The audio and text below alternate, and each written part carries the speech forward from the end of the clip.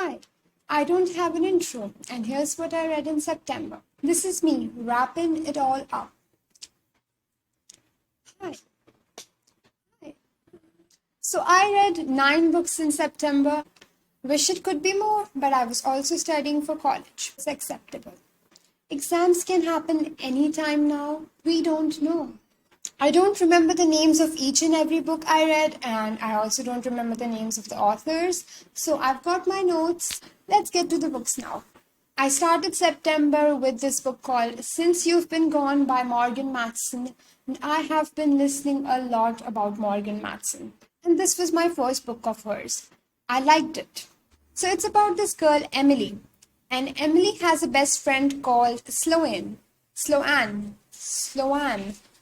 I don't really know how to say that. So I'm just going to say what I said throughout the book, which is Sloan. And suddenly Sloan disappears. And what she leaves behind is a list of all these amazing things all these things that she wants Emily to do. And she knows that ticking off this list will push Emily out of her comfort zone. So we pretty much follow Emily taking all these things off. And it is really good to see her stepping out of her comfort zone and how much confident she is towards the end of the book. So I like this book and I plan to read more of Morgan Matson's books. And the next one that I'll be reading will be Amy and Roger's Epic Detour. Next up is The Hunger Games by Susanna Collins. And do not judge me, okay? I know I was really late in reading this book. Now, the reason I read this extremely popular book, which was published in 2008, now was because I am not into dystopian, not even after reading this book. It's depressing. I mean, I still have hopes for the future of humanity, and I don't want to look at the most dreadful outcomes. Still, I got out of my bubble and I read this, and I really liked it. You see, if a book keeps you up all night, and then you sleep at 7 in the morning after finally finishing it, you know it's a good book. And this is what happened when I read The Hunger Games. I pulled an all-nighter, finished it at 7 a.m., was not able to sleep for the next 1 hour or so because I could not stop thinking about it, and I finally slept at 8 in the morning. Am I planning on finishing the trilogy? I don't know. Maybe. The next book I read was part of the series of books called Love and Gelato by Jenna Evans Welch, and I read the first book and I really enjoyed it. So I decided to read the second book in the series called Love and Luck. And this was not as good as the first one. Like Love and Gelato was set in Italy, Love and Luck is set in Ireland. It's not like it's a series. I mean, these books can be read as standalones. So coming back to Love and Luck, it is about Eddie, who is Lena's best friend. And she was supposed to visit Lena in Italy for the summers. I guess the summers. And things happen with her brother. And they end up taking a road trip around Italy. And it was fun to follow them. Though I didn't enjoy Love and Luck as much as Love and Gelato, I'm still going to read the third book in the series, which is going to come out in November. And it is called Love and Olives, and it will be set in Greece. The third book I read was Nevermore series by Jessica Townsend. Now, do you love to get lost in magical cities with countless possibilities? I do.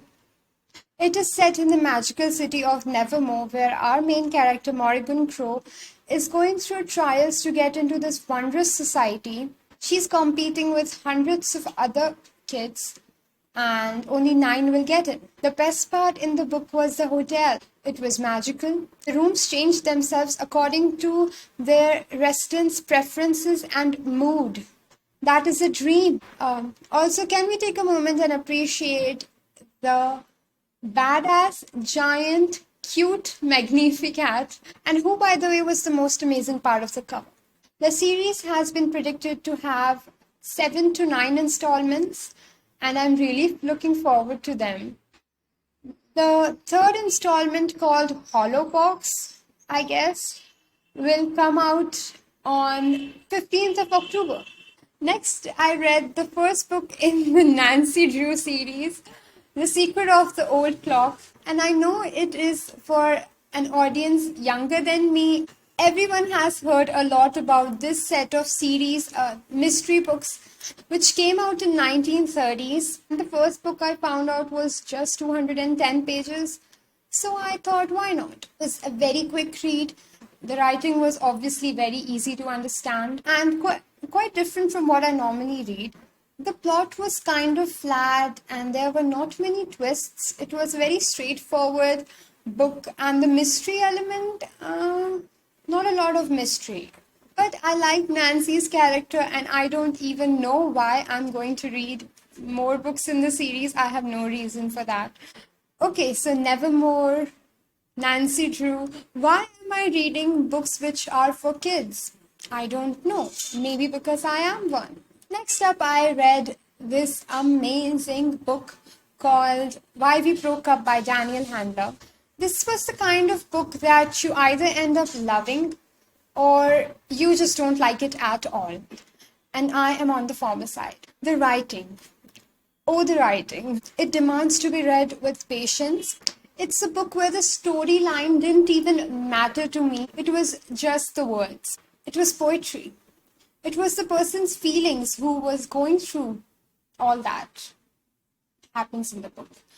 What is it about? A girl sends her ex-boyfriend a box of these things that she gathered from the time when they were together. She also addresses him a letter which tells the story behind all the objects in the box, one by one. And that letter is the whole book. And this was the book that I read throughout the month. I mean that it took me the whole month to finish it because I read it very slowly. When I was like a little sad, I would be like, okay, I need something sad to read. And I don't know why. And this book was that sad thing.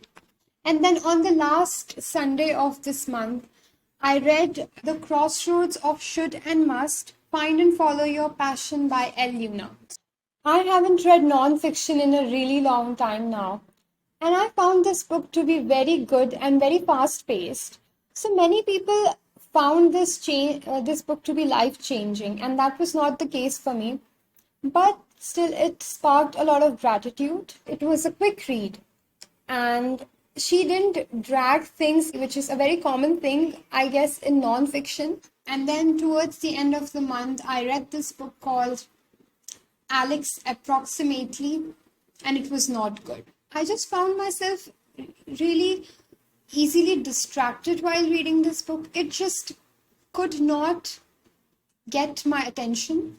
The story wasn't even going anywhere, and I don't know why a lot of people even like this book. The beginning was not very good, and then I also thought that I will not finish this book, but then I did. And the middle was good, surprisingly. And I thought that, yay, the story is picking some pace and it's going to be good towards the end. But the ending was a total drag. She could have finished the book so early. The last few chapters, they were just unnecessary. So yeah, I didn't like it. So we spoke about all the books that I read this month. And when it comes to outros, I get really awkward. So I'm not going to do one. Bye.